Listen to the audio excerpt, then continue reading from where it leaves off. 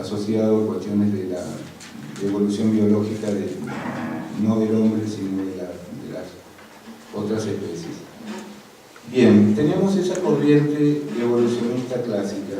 Con Morgan y Taylor, fundamentalmente, es lo que vamos a ver. Vamos a ver algunos detalles de esta forma de pensar y de concebir la antropología, que fue quizás la original, la que dio el carácter científico a la disciplina. Luego vamos a ver, vamos a hacer una referencia, no sé si hoy o mañana, a la antropología marxista, es decir, a esta corriente de pensamiento que se llama el materialismo histórico, que por supuesto sabrán ustedes que está originada en la obra de Karl Marx y Friedrich Engels, dos autores alemanes que, digamos, no se pueden encuadrar estrictamente como antropólogos en el sentido académico del término, pero que fueron teóricos de la organización social, o teóricos de la sociedad y la cultura, y de la historia, entre otras cosas. Marx crea la economía política, por decirlo así, si bien ya esto provenía de algunos otros autores anteriores, como Smith, Ricardo, etc., pero la teoría marxista, o la teoría del materialismo histórico, ha tenido tal repercusión dentro y fuera del campo de la antropología académica, que no podemos soslayarla, digamos, tendríamos que mencionarla, y yo incluí un capítulo del libro de Harry que habla de eso, así que ustedes van a tener una rica información a la hora de estudiar para el examen que van a pasar acerca del tema. Yo voy a limitarme a indicar cuáles son los temas centrales que nos interesan de Marx, que por supuesto va a ser el concepto de modo de producción, que es el concepto que nos interesa para entender de qué manera funcionan las sociedades, de qué manera se transforman las sociedades, de qué manera el hombre desarrolla su historia en el planeta a través de la transformación de la naturaleza, y cómo la transformación de la naturaleza a través del trabajo, de la producción, va transformando también al hombre. De eso se trata el materialismo dialéctico, ¿no? Pero bueno, vamos a hablar también un poco de eso, porque en la posguerra, en la segunda posguerra, es decir, desde la culminación de la Segunda Guerra Mundial hasta los años 90, la corriente llamada antropología económica, que son los estudios de la economía, de la producción, la distribución y el consumo en los pueblos no capitalistas en general. La antropología económica se ocupa poco del capitalismo, se ocupa más bien de los modos de producción precapitalistas o no capitalistas.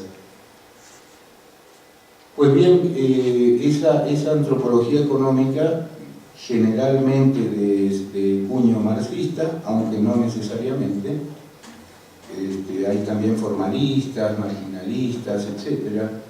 Pero, por ejemplo, autores como Baudelaire, Meillassoux, toda una corriente, sobre todo autores franceses, pero algunos otros no franceses. Ángel Parler, por ejemplo, en México se ocupó de antropología económica. Tomaban mucho la noción de modo de producción asiático, de modo de producción feudal, etcétera, para aplicarlo a diversas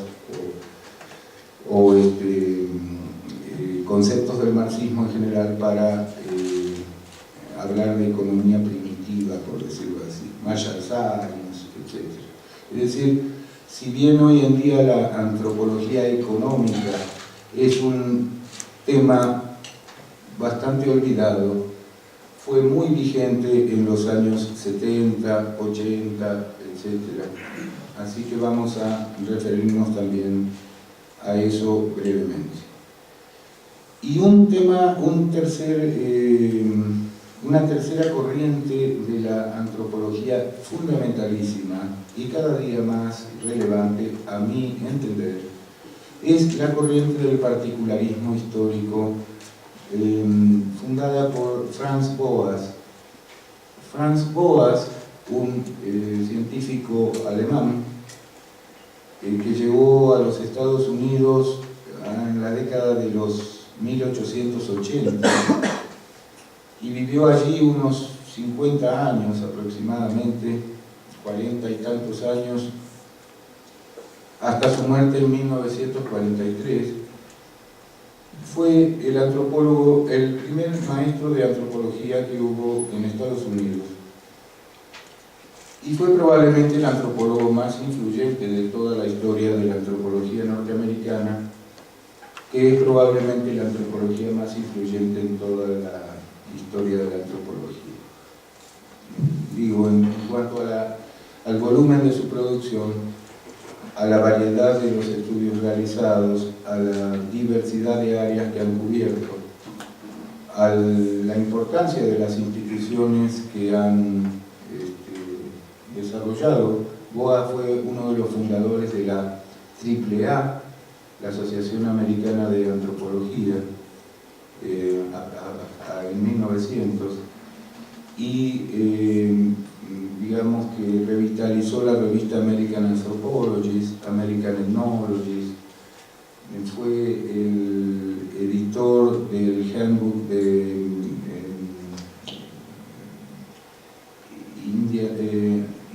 Indian American Languages, el primer manual sobre lenguas indoamericanas que se publicó en 1911,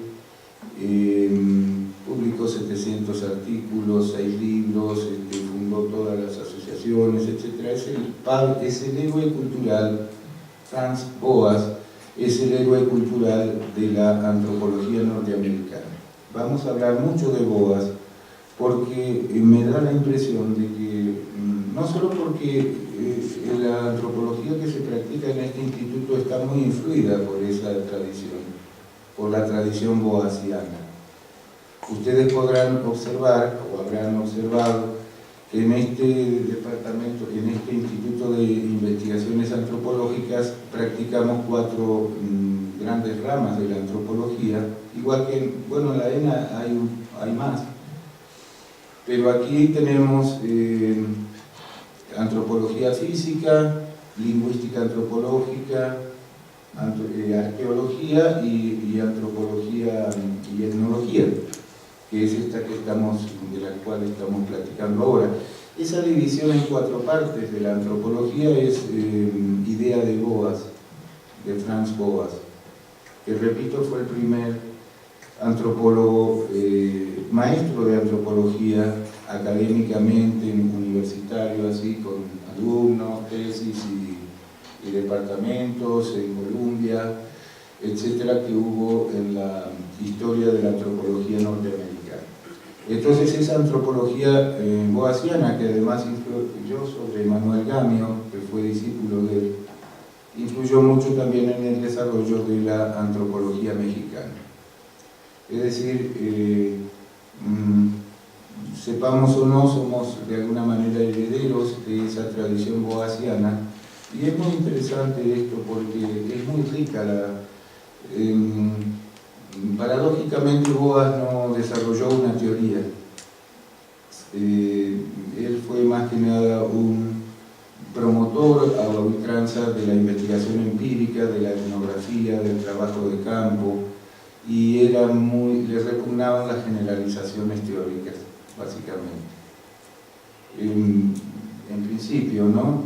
Porque pensaba que existía la tendencia, por lo menos en su época, a generalizar antes de tiempo. Y esto, como decía Sherlock Holmes, lleva siempre al error, digamos, porque hay que hacer alguna hipótesis, pero cuando ya se tiene suficiente cantidad de información. Hacer hipótesis con información insuficiente conduce a teorías falsas y a conclusiones equivocadas. Entonces Boas pensaba esto, que con la acumulación de datos históricos, de mucha etnografía, la teoría se iba a precipitar sola y la verdad se iba a caer de madura, por decirlo así, por acumulación de datos. Esta es una postura de la antropología, pero no es eso lo que yo quiero destacar de Boas solamente, sino también su inspiración filosófica neokantiana, que vamos a ver porque esto es un antecedente de las actuales llamadas semántica cognitiva, antropología cognitiva, etnosemántica, etc. Así que bueno, vamos a hablar un poco de Boas con Kant, vamos a hacer un poco de boasianismo neokantiano. Es una visión que tiene cada vez más vigencia. Más de 100 años después, las ideas de Boas y los orígenes filosóficos, epistemológicos, históricos de Boas son pan de cada día, son cosas muy vigentes. En la investigación, particularmente en antropología lingüística y en antropología cognitiva. Lo vamos a ver después. Boas, la escuela norteamericana. Morgan y Taylor es el evolucionismo. Y después vamos a referirnos, y bueno, Marx, el materialismo histórico. Después vamos a hablar solamente, rápidamente, de la antropología social británica. Los antropólogos británicos tendieron a llamarle antropología social a lo que los norteamericanos le llaman antropología cultural o etnología.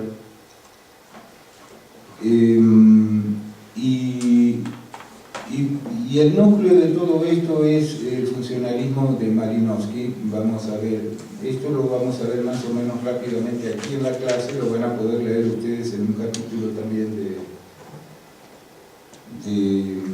de Harris. Vamos a ver esto y la idea de estructura social de Radcliffe Brown, de la estructural funcionalismo, etcétera, cosas que para quienes han cursado materias sobre el tema serán conocidas, pero vamos a hablar brevemente de esto. Y después me interesa entrar en la escuela sociológica francesa, cuya conclusión última es la obra de, última o penúltima, quizás creo que hay una nueva floración de esta tendencia del pensamiento antropológico francés, particularmente francés, que se origina en la sociología de Émile Durkheim. Es otra corriente original que no es dependiente de las otras. Es decir, la de Boas es una corriente alemana, aunque haya tenido su crecimiento en Estados Unidos, es alemana la forma de pensar y el autor, y Boas era alemán. La corriente británica y la corriente francesa también es original. Se origina en los trabajos de Émile Durkheim, que es, como saben ustedes, lo que se llama el fundador de la sociología científica. Si bien el nombre sociología lo dio Comte, Auguste Comte, él dio acuñó esa palabra que en realidad creo que era de Saint-Simon también, que Saint-Simon fue un utopista francés del cual Auguste Comte fue secretario, ¿no? Amanuense. Y Saint-Simon habló en algún momento de hacer una ciencia de la sociología, puso ese nombre, lo tomó Comte, pero el que desarrolló la sociología científica fue Émile Durkheim. Con una idea que podríamos llamar fisicalista de la sociedad, porque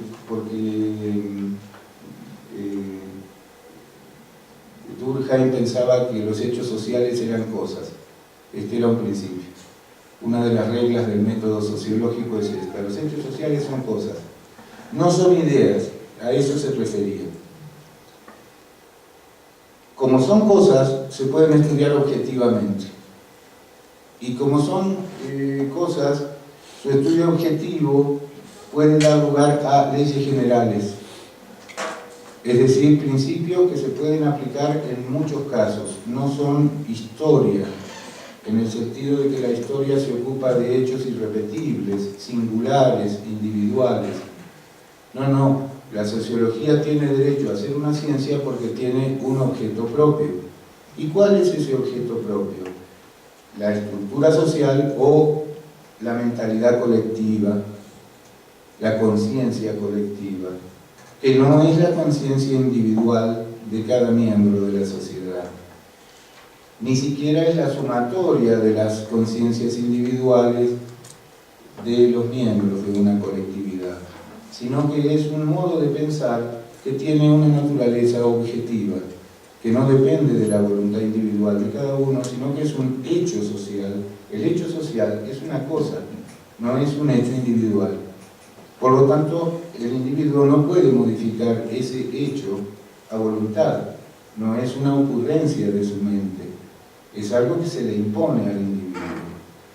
Esta idea de la mentalidad colectiva como una estructura real, eficaz, pero no individual, no empíricamente observable, sino teóricamente deducible, esta idea general es la idea que después da origen al concepto de estructura social, digamos, y de cultura. Es decir, la cultura es algo que es compartido por todos los miembros de una sociedad, pero que no depende de las ideas de cada uno, sino más bien al revés. Las ideas de cada uno dependen de la mentalidad colectiva o cultura. Es decir, somos productos modelados por la cultura en la cual hemos crecido, en la cual hemos formado nuestra condición de humanos. Esta idea tiene que ver mucho con un modo filosófico de pensar que se remonta a la, aunque parezca un poco extraña la referencia, o lejana quizás, a esta polémica que se dio en la Edad Media, concretamente en el siglo XIII, que se llamó la polémica de los universales, donde se enfrentaron dos posturas, una que terminó siendo muy característica del pensamiento anglosajón, que es el nominalismo, y otra postura que es el realismo, que fue adoptada fundamentalmente por los autores de la Escuela de París. Es decir, que se arraigó mucho más el realismo en el ámbito francés y el nominalismo en el ámbito inglés. Y esto tiene consecuencias a larga distancia, porque una promueve el individualismo metodológico, o sea, el empirismo, y la otra promueve cierto idealismo racionalista, a la manera cartesiana, porque la tradición de Durkheim proviene de esta idea del racionalismo, ¿no? Es decir, las ideas son reales. Esto quiere decir el realismo. Las ideas no son simples nombres o generalizaciones de un montón de hechos individuales que se forman por inducción. Los conceptos, las ideas, la cultura es algo real, aunque no sea de una materialidad física, es de una materialidad simbólica, es de una materialidad cultural. Y eso se dice material porque el individuo no lo puede modificar a voluntad, porque no depende de su voluntad y porque no lo inventa el individuo. Cada vez que nace un niño recibe una tradición que la precede. Siempre que nacemos, ya nacemos en una cultura y no inventamos la lengua que hablamos, no inventamos las estructuras gramaticales, léxicas, fonológicas de la lengua que hablamos, por ejemplo, ni de la cultura, ni las leyes de la cultura en la cual nos criamos, ni siquiera las reglas de parentesco. Todo eso nos precede, por eso es material, por eso es eficaz. Esa es la idea realista. Realista quiere decir que las ideas son reales, tienen eficacia propia. Esta es la idea de que hay una mentalidad colectiva, y de ahí viene toda la idea de Durkheim de la sociología. Por supuesto que no se queda la teoría en esto. La escuela sociológica francesa generó una gran cantidad de obra, el principal discípulo, por lo menos el más destacado y sobreviviente de los discípulos de Durkheim fue Marcel Mauss, un antropólogo también muy relevante en sus teorizaciones, particularmente acerca de ciertas instituciones religiosas y sobre todo con respecto al concepto de reciprocidad. Porque Durkheim había hablado en su tesis doctoral de dos maneras de organización de la cohesión social. A Durkheim le interesaba mucho esta idea de la cohesión social, es decir, cómo se mantiene la sociedad. Si todos los individuos de una sociedad viven juntos y cooperan y no están en un estado de guerra permanente, a la manera pre-jovesiana, digamos, si hay algún tipo de organización en la sociedad y de cohesión de los miembros de una colectividad, es gracias a que existen formas de reciprocidad, de cooperación, de división del trabajo social. Así se llamaba la tesis de doctorado de Durkheim, la división del trabajo social. Y él distinguía dos maneras, básicamente. Una forma es la solidaridad orgánica, en la cual los individuos cooperan porque todos hacen más o menos la misma cosa. Mecánica, quise decir. La solidaridad mecánica es mecánica en el sentido de que la mayor parte de los individuos hacen la misma actividad o actividades muy parecidas. Entonces, como todos hacen más o menos lo mismo, obtienen la cohesión a través de ser partes semejantes, como las células de un organismo del mismo tipo, digamos, dentro de un mismo órgano. Todas las células de un órgano hacen lo mismo, cumplen con las mismas funciones. Y esto se da más que nada en las sociedades más simples, pensaba Durkheim.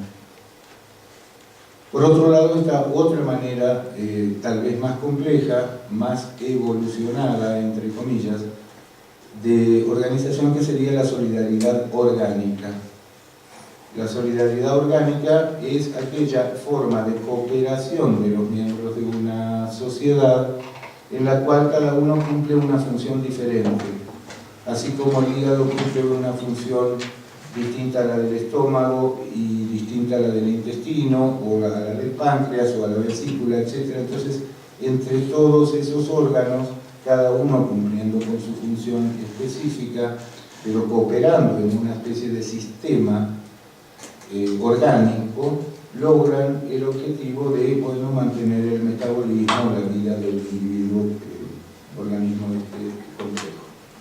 Entonces, hay sociedades en las cuales hay una distribución y una asignación de funciones diferentes, y a esto le llamaba solidaridad orgánica. Lo que enfatiza Marcel Mauss, discípulo de Durkheim, es que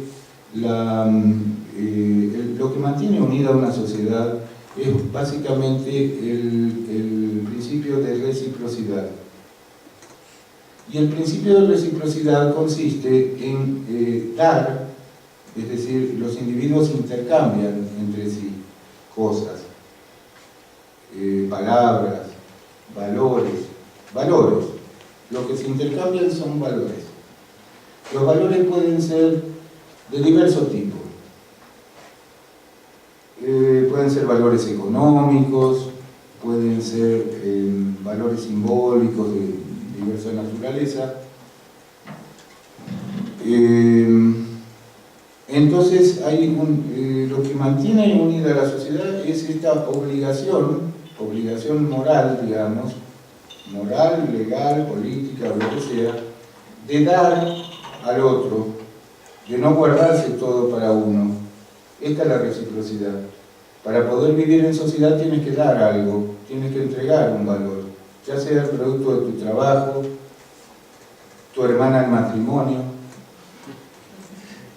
o un saludo de buenos días, pero das algo, una palabra, una parienta consanguínea, para que se intercambie con un miembro de otro grupo.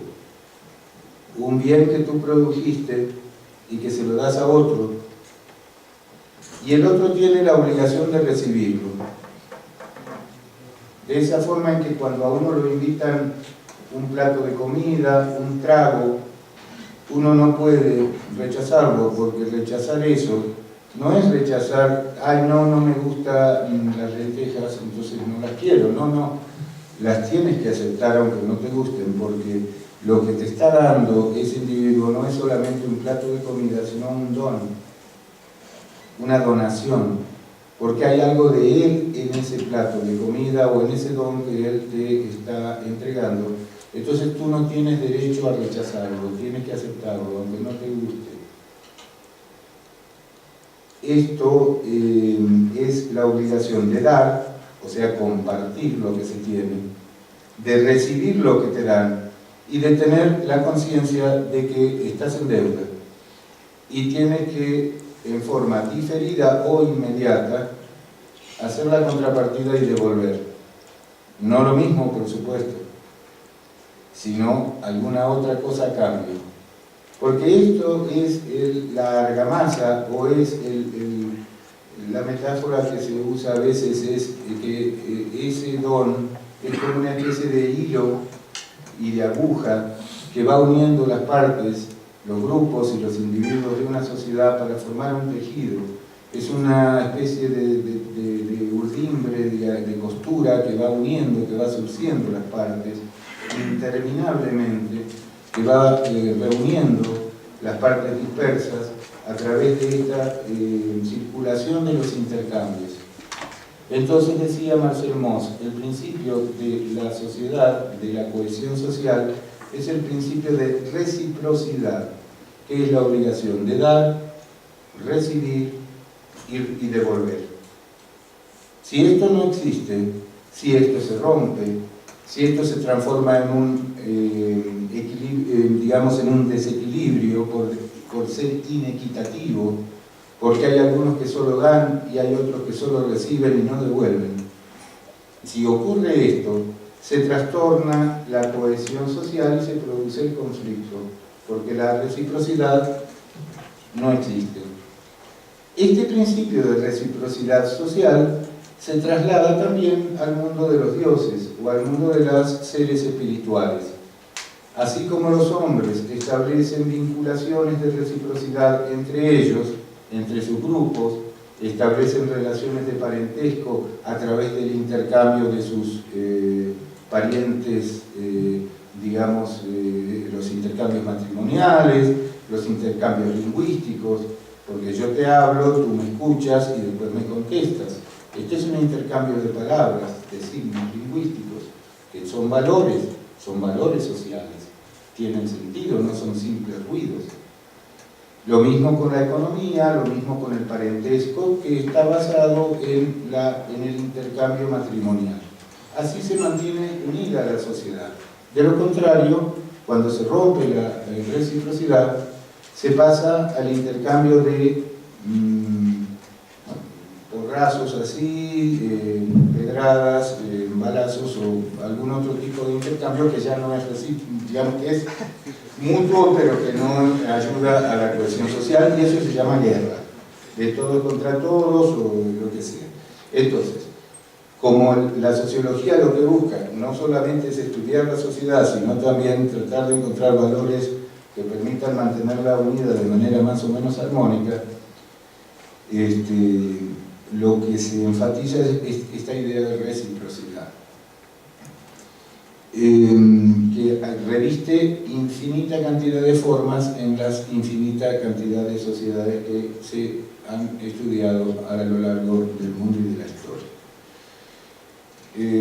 La reciprocidad entonces es un principio fundamental que Mauss enfatizó y que Lévi-Strauss toma como, digamos, un criterio fundamental, junto con la idea de lo simbólico, que vamos a ver después, que está asociada con esto, y a esto le llamamos el pensamiento de la escuela sociológica francesa, que tiene tres grandes hitos, así como por señalar tres grandes autores, que son Durkheim, Marcel Mauss y Claude Lévi-Strauss.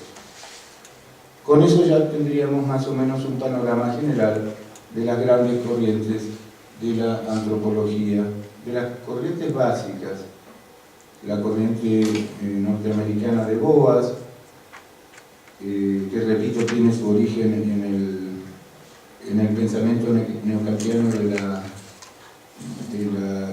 fines del siglo XIX, la antropología social británica, particularmente el funcionalismo malinowskiano, la escuela sociológica francesa y el evolucionismo anglosajón, tanto en Estados Unidos como en Gran Bretaña. Vamos a limitarnos a eso. Yo me equivoqué, en realidad hice una omisión. Yo no sé si les di